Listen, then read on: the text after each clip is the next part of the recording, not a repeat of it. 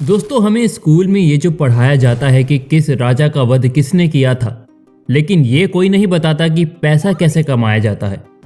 Investing के बारे में कोई बात नहीं करता। जो रियल लाइफ एक्सपीरियंस पैसा कमाने के लिए चाहिए होता है वो हमें मिल ही नहीं पाता। वो हमें काफ़ी टाइम के बाद मिलता है, जब हम जिंदगी में ठोकर खाते हैं।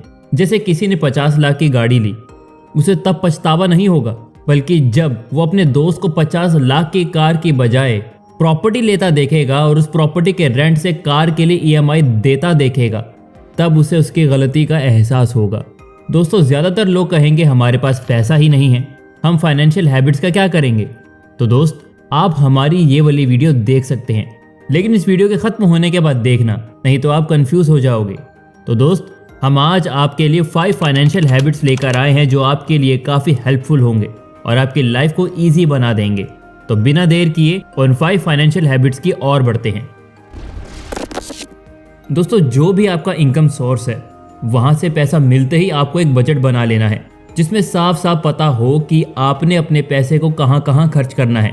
अगर आप बजट सेट नहीं करोगे तो आपका कंट्रोल आपके पैसों पर नहीं होगा, बल्कि इसका उल्टा होगा।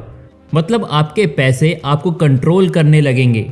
दोस्तों, अगर बजट सेट होगा तो आप देखोगे कि कहां कहां बिना बात पैसे खर्च कर देते हैं। दोस्तों, इसके चलते आपकी सेविंग्स भी बढ़ने लगेगी, जो आपका बुरा वक्त में साथ देगी, जो मैं तो चाहूंगा कि आए ही ना। और हो सके तो दोस्तों, बजट थोड़ा टाइट और राइट बनाना, फालतू के खर्चे को हटा देना। बजट बनाने से आपको पता लगेगा कि आप एक आधी चीज तो बिना बात शॉपिंग ऐप का नोटिफिकेशन आने के कारण खरीद लेते थे और उसकी आपको जरूरत ही नहीं थी, लेकिन आपको तो 1000 की चीज को काटकर 500 लिखा हुआ देख लिया, जो असल में 200 रुपए का प्रोडक्ट था।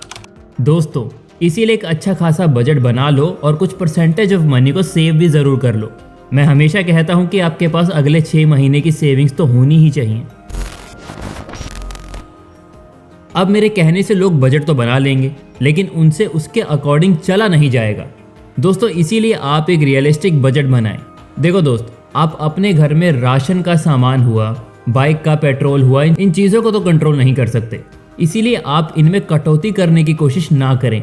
आपसे बेहतर कोई नहीं जानता कि आप अपने पैसों को कहां कहां सेव कर सकते हैं, इसीलिए जहां पॉसिबल हो वहां सेव कीजिए। जैसे आप 5000 की जीन्स के बजाय 2000 की जीन्स खरीदें। अगर आपकी सैलरी 50,000 है तो आप 5000 की जीन्स खरीद रहे हैं, तो आप अपने पैसों का 10% हिस्सा खर्च कर रहे हो। क्या ये एक वाइज चॉइस है? आप खुद सोचो। मेरे अकॉर्डिंग तो नहीं है, इसीलिए मेक रियलिस्टिक बजट। दोस्तों, आपको एक इंपॉर्टेंट बात बताता हूं। The big money is not in buying और selling but in the waiting. दोस्तों, ये लाइन साफ साफ इन्वेस्टिंग की तरह इशारा करती है।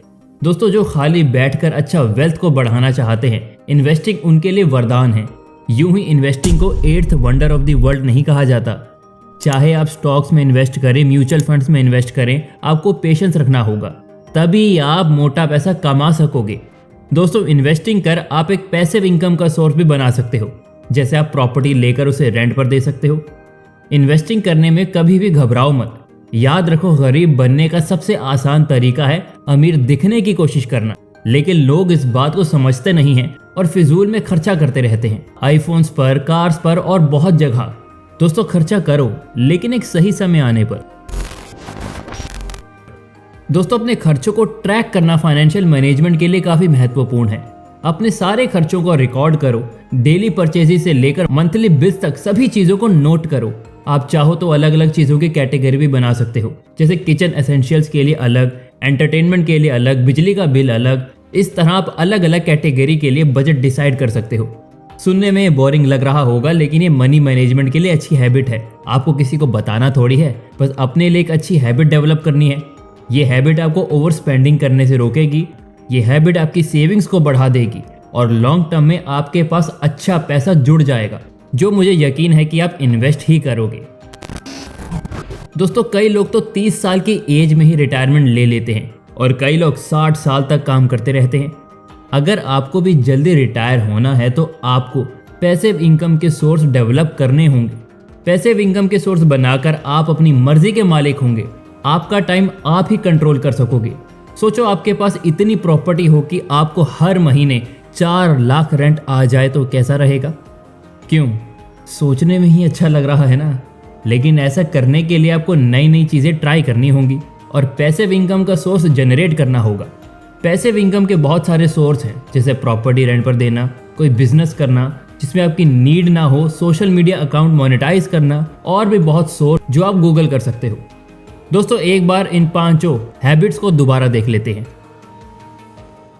उम्मीद करते हैं कि आपको वीडियो अच्छी लगी होगी। अच्छी लगी हो तो वीडियो को लाइक करो, चैनल को सब्सक्राइब भी कर लेना। डिस्क्रिप्शन में आपके लिए स्पेशल वीडियो है, उसे भी देख लेना।